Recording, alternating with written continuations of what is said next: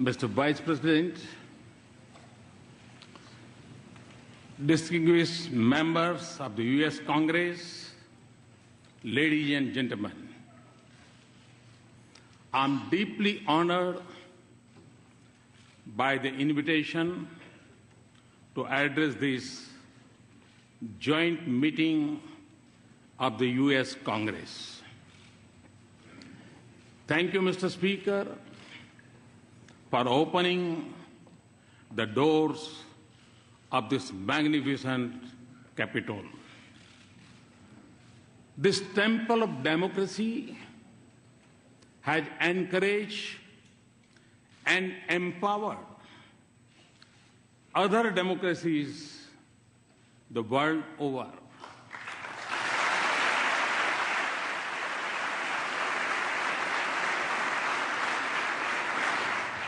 It manifests the spirit of this great nation, which is, in Abraham Lincoln's words, was conceived in liberty and dedicated to the proposition that all men are created equal.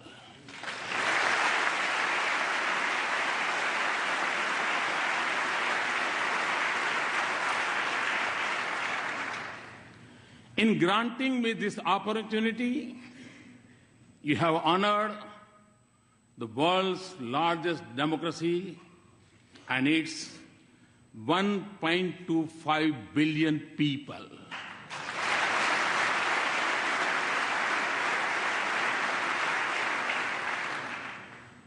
As a representative of world's largest democracy, it is indeed a privilege to speak to the leaders of its oldest.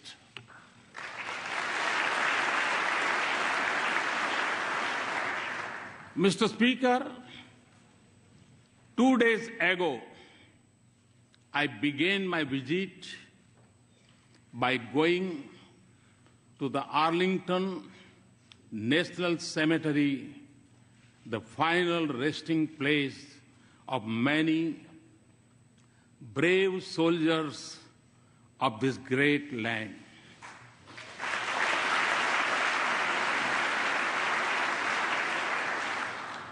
I honored their courage and sacrifice for the ideals of freedom and democracy. It was also the 72nd anniversary of the D-Day. On that day, thousands from this great country fought to protect the torch of liberty.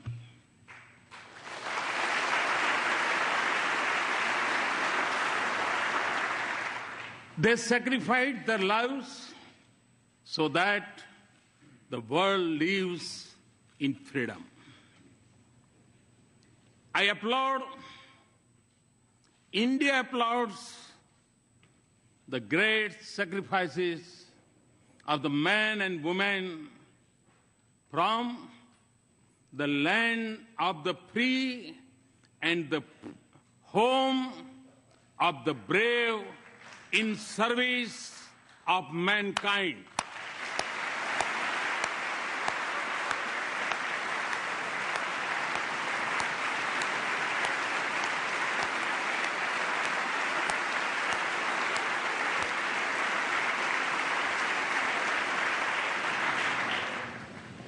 India knows what this means because our soldiers have fallen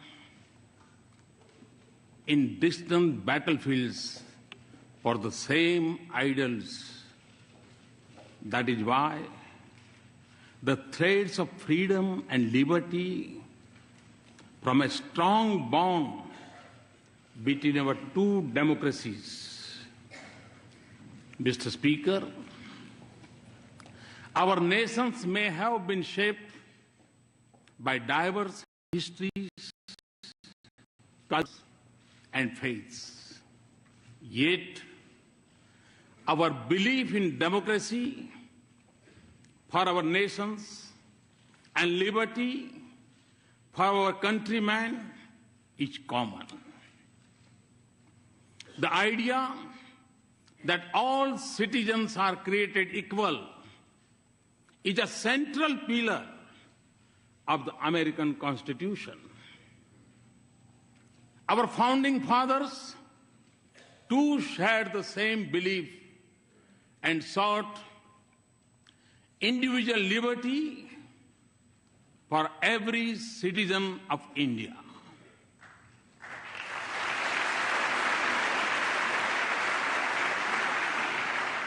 There were many who doubted India when, as a newly independent nation, we repose our faith in democracy. Indeed, wagers were made on our future, but the people of India did not waver. Our founders created a modern nation with freedom, democracy, and equality at the essence of its soul. And in doing so, they assured that we continue to celebrate our age-old diversity. Today, across its individuals and institutions, in its villages and cities, in its streets and states, are anchored in equal respect for all faiths and in the melody of hundreds of its languages and dialects. India lives as one. India grows as one. India celebrates as one.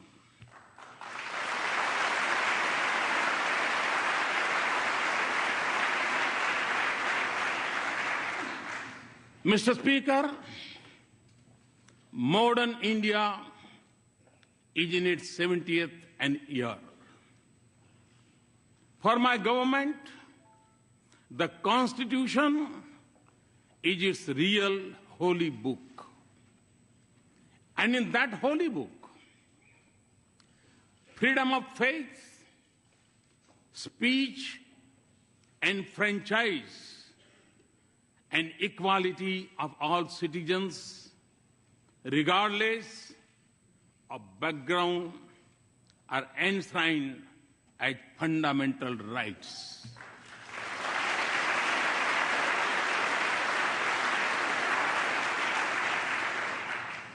$800 million of my countrymen may exercise the freedom of franchise once every 5 years.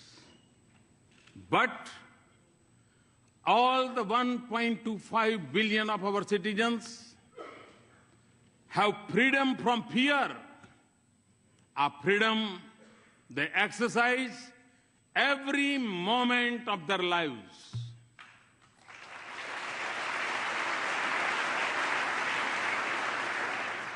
Distinguished members, engagement between our two democracies has been visible in the manner in which our thinkers impacted one another and shaped the course of our societies.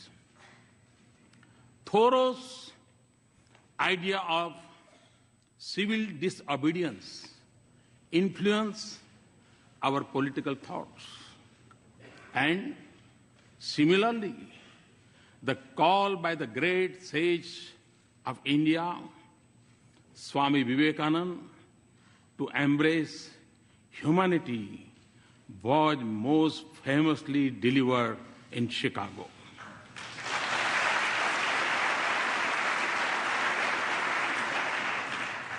Gandhi's non-violence inspired the heroism of Martin Luther King.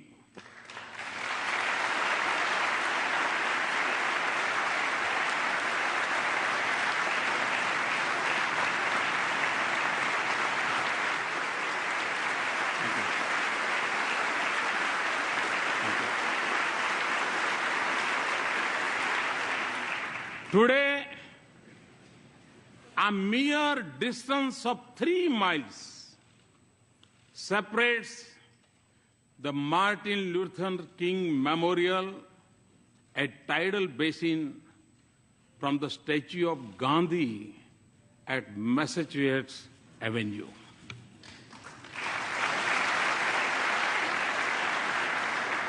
This proximity of the memorials in Washington mirrors the closeness of ideals and value they believe in. The genius of Dr. Bhimrao Babasaheb Ambedkar was nurtured in the years he spent at the Columbia University a century ago.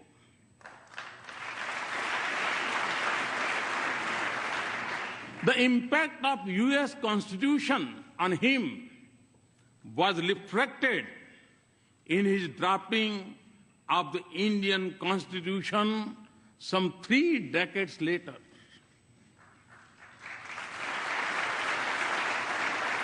Our independence was ignited by the same idealism that fueled your struggle for freedom.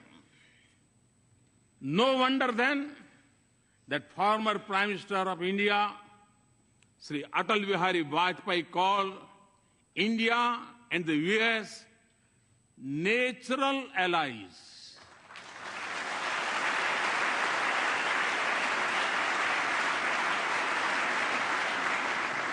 No wonder that the shared ideals and common philosophy of freedom shape the bedrock of our ties.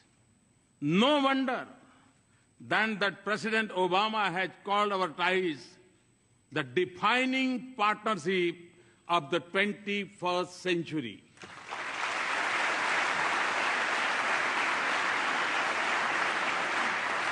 Mr. Speaker, more than 15 years ago, Prime Minister Vajpayee stood here and gave a call to step out of the shadow of hesitation of the past. The pages of our friendship since then tell a remarkable story. Today, our relationship has overcome the hesitations of history.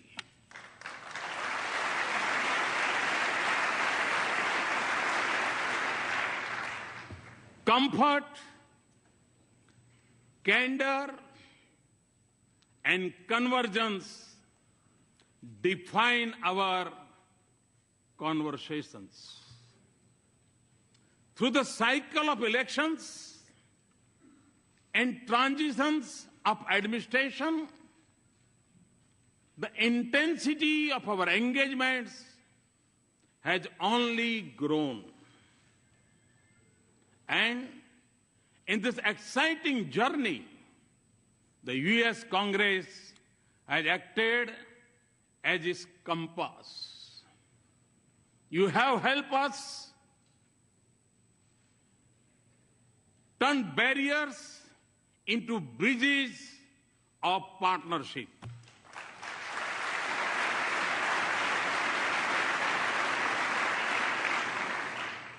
In the fall of 2008, When the Congress passed the India-US Civil Nuclear Cooperation Agreement, it changed the very colors of leaves of our relationship.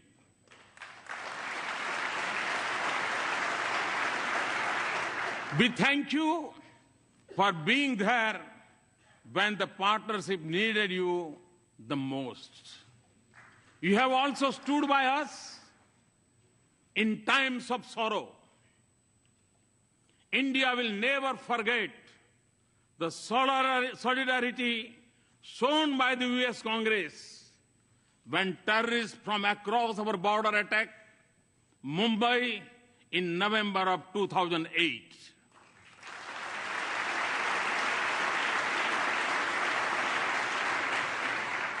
And for this, we are grateful. Mr. Speaker, I'm informed that the working of the US Congress is harmonious.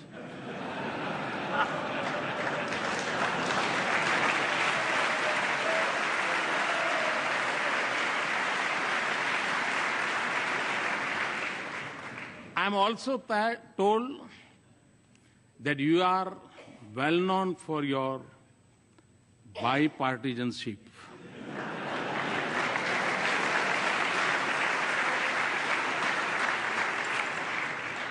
Well, you are not alone.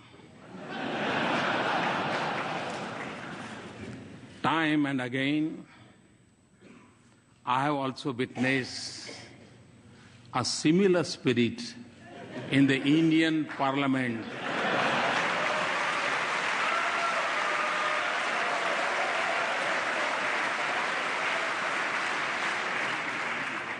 Especially in upper house.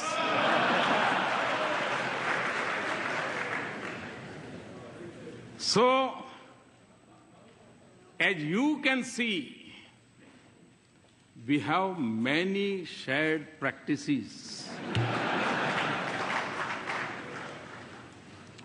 Mr. Speaker, as this country knows well,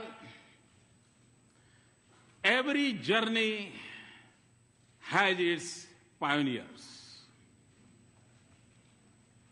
Very early on, they shaped a development partnership, even when our meeting ground was more limited. The genius of Norman Borlaug brought the Green Revolution and food security to my country.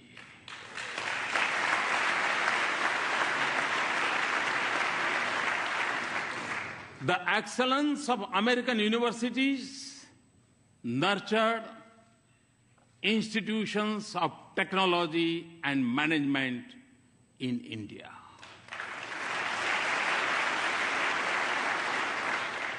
And I could go on, but fast forward to the present. The embrace of our partnership extends to the totality of human endeavor. From the depths of the oceans to the vastness of the space. Our science and technology collaboration continues to help us in cracking the age-old problems in the fields of public health, education, food, and agriculture. Ties of commerce and investment are flourishing. We trade more with the US than with any other nation.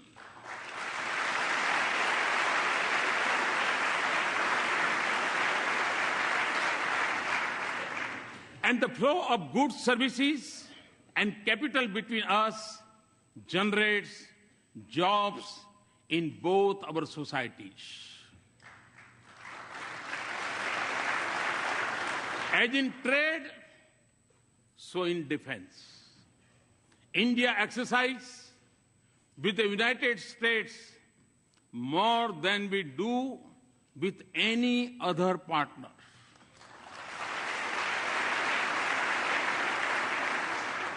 Defense purchases have moved from almost zero to $10 billion in less than a decade.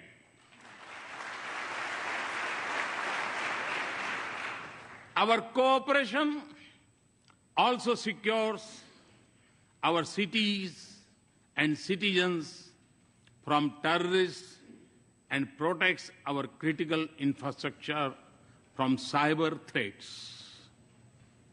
Civil nuclear cooperation, as I told President Obama yesterday, is a reality. Mr. Speaker, our people-to-people links are strong, and there is a close cultural connect between our societies. Siri, you are familiar with the Siri.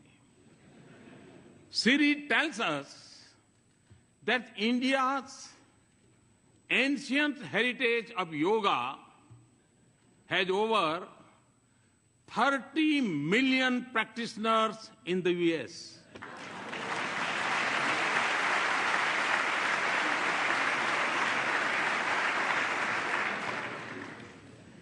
It is estimated that more Americans bend for yoga than to throw a curveball. And no, Mr. Speaker, we have not yet claimed intellectual property right on yoga.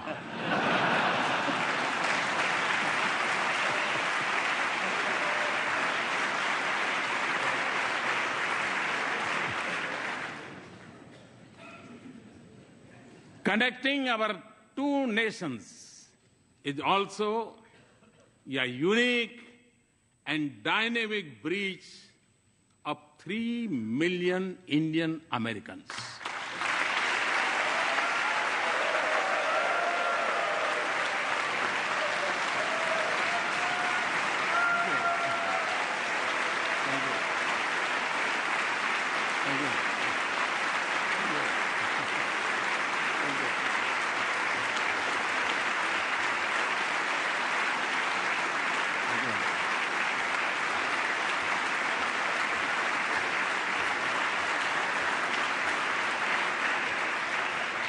Today,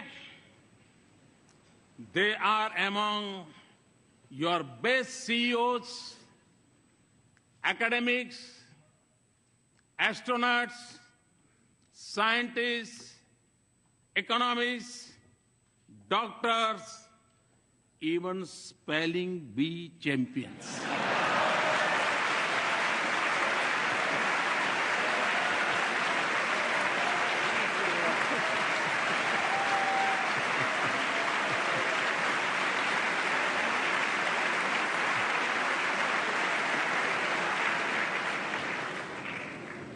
They are your strength. They are also the pride of India.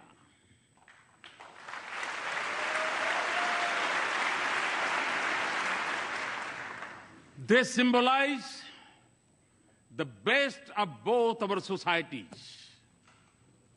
Mr. Speaker, my understanding of your great country began long before I entered public office. Long before assuming office, I traveled coast to coast, covering more than 25 states of America.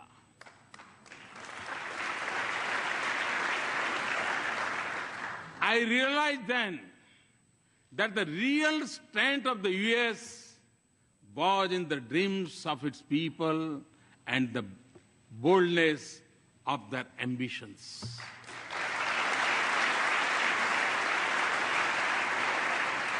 Today, Mr. Speaker, a similar spirit animates India. Over 800 million youth are spatially impatient. India is undergoing a profound social and economic change.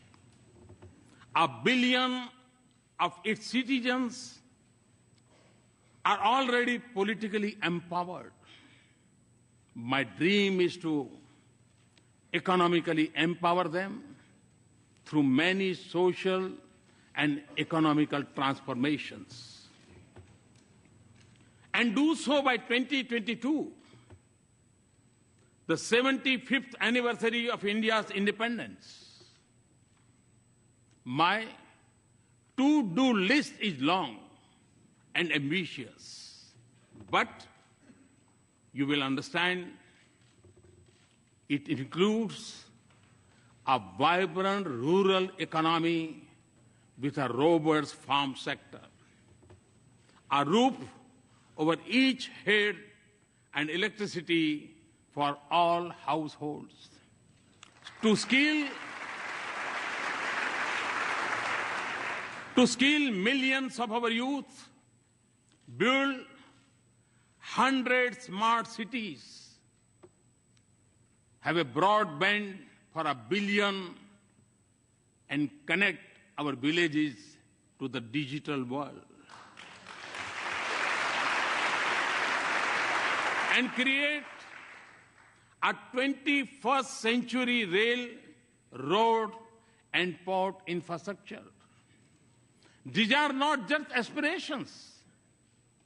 They are goals to be reached in a finite time frame and to be achieved with a light carbon footprint with greater emphasis on renewables.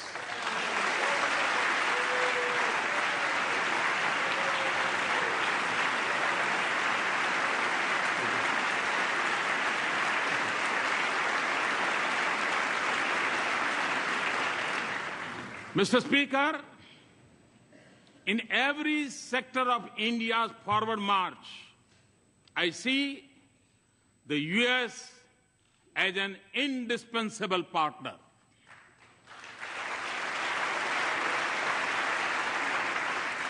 Many of you also believe that a stronger and prosperous India is in America's strategic interest.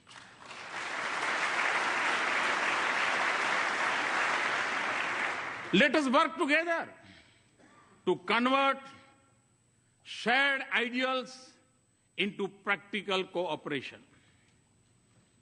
There can be no doubt that in advancing this relationship, both a pool of skilled resources and a global locations to produce and manufacture, India could be their ideal partner.